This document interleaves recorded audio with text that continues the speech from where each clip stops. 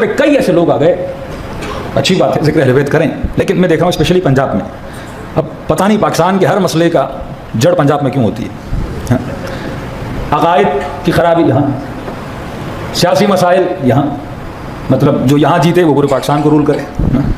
تو اسی لیے کہتے ہیں کہ پنجاب سدھر گیا تو پاکستان بھی سدھر جائے گا. سارے مسائل کی جڑیں. تو سب سے زیادہ اگر کسی نے کام کرنا ہے تو پنجاب کے اندر. تو سندھ کو آپ سدھار دیں فائدہ نہیں, کے پی کے سدھر جائے فائدہ نہیں, بلوچستان سدھر جائے فائدہ نہیں, جب تک یہ نہ سدھرے. تو سب سے زیادہ کام یہاں پہ ہو. اور یاد رکھیے سب سے زیادہ پھر دشمن کا فوکس بھی کہاں ہوگا؟ یہاں ہوگا.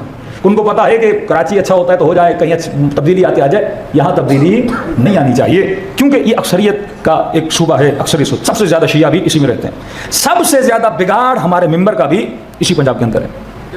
فقدان ہے اخلاق کا. اب آج کل میں دیکھ رہا ہوں 14 سال کا ذاکر, 17 سال کا جوان ذاکر, اب ظاہر ہے پیسہ تو ہے نا, ڈیمانڈ ہے, کوئی شکل کا اچھا ہے, کوئی آواز کا اچھا ہے, ڈیمانڈ ہے, پیسہ ہے. اب ان کے اندر وہ اخلاقیات نہیں ہے کہ ذکر اہل بیت تبرج کا نام نہیں ہے.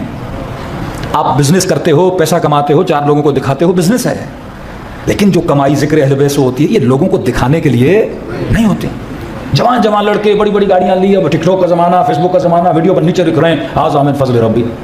وہ اللہ نے کب کہا کہ میں تمہیں ایک کا, تو میں نے ذاکر کی ویڈیو دیکھی, کم از کم 7 گاڑیاں اس نے کھڑی کی ہیں, 10 کروڑ کی تو گاڑیاں ہوں گی. ادھر بہت بڑا بنگلہ بنایا ہوا ہے اور لوگوں کو پھر دعوتیں بھی دے رہے ہیں, آپ ہمارے پاس آؤ. اب جو چھوٹے چھوٹے ذاکر ہیں وہ اتنے بڑے گھر گاڑیاں دیکھتے ہیں, ان کے اندر بھی کیا پیدا ہوتی ہے؟ طلب پیدا ہوتی ہے کہ ہم بھی کیا کریں, اتنا پیسہ جمع کریں. اخلاقیات کا فقدان کہ بھائی یہ ممبر حسین ہے, یہ فیشن کا نام نہیں ہے. بالوں کے عجیب عجیب کوے جیسے بال بنا کے ذاکری کر رہے ہیں, مرغے جیسے بال بنا کے ذاکری کر رہے ہیں. یہ ذکر ابی عبداللہ الحسین ہے. یہاں پہ کوئی فیشن کرنے نہیں آیا, یہاں پہ کوئی اپنے وجود کو دکھانے کے لیے نہیں آیا. یہاں صرف اگر دکھانا ہے تو فکر حسین کو دکھانا ہے. یہاں صرف اگر کرنا ہے تو ذکر ابی عبداللہ الحسین کرنا ہے. اب جب یہ جو پریزنٹ کر رہا ہے اس کے اندر تربیت نہیں ہوگی تو عوام کیا سیکھے گی؟ اب پھر ایک دوسرے کو کاپی کرتے ہیں, پھر کمپٹیشن آتی ہے, آج آپ نے کیا لیا, آپ نے کیا پہنا, آپ نے, یہ تبرج جاہلی, کیونکہ تربیت نہیں ہے. معصومین نے اپنے نیٹ ورک میں افراد کی کیا کی تھی؟ تربیت کی تھی. ہم امام بھی اسے مانتے ہیں جو عادل ہو.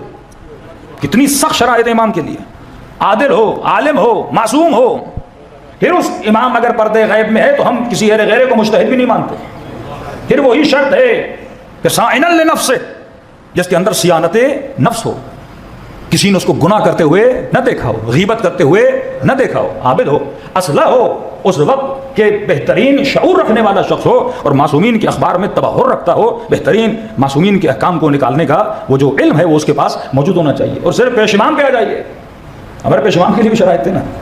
ہاں, قرات صحیح ہو. دوسری شرط ہے کہ عادل ہونا چاہیے. ہر بندہ پیش امام نہیں بن سکتا. اب ہم نے تو اور سخت کر دیا کہ مولوی کے علاوہ کسی کو ہم کھڑا ہی نہیں ہونے دیتے. یہ تو ایکسٹرا آرڈنری سختی ہے. اگر مولانا نہیں ہے تو جو بھی بندہ جس کی قرض صحیح ہے اور معاشرے میں مثلا بحریہ میں جانا جاتا ہے, مومن ہیں, اچھے ہیں, ہم نے کوئی گناہ کرتے ہوئے نہیں دیکھا. ظاہری طور پہ جو گناہ ہوتے ہیں, اب یہ نہیں کہ انسان کو کھریچیں اور دیکھیں کہ اندر اس کے کتنے گناہ, نہیں, ظاہری طور پہ ہم نے اس کو گناہ کبیرہ کرتے ہوئے نہیں دیکھا, وہ بندہ بھی کھڑا ہو کے نماز پڑھا سکتا ہے. تو ہمارے مکتب میں امام کے لیے سختی, ہمارے مکتب میں پیش امام کے لیے سختی, لیکن ممبر کے لیے ہم نے کوئی سختی نہیں رکھی ہوئی ہے. جب تک معصوم فرماتے ہیں بصیرت آپ کے اندر نہیں ہوگی, قومیں ترقی نہیں کرتی.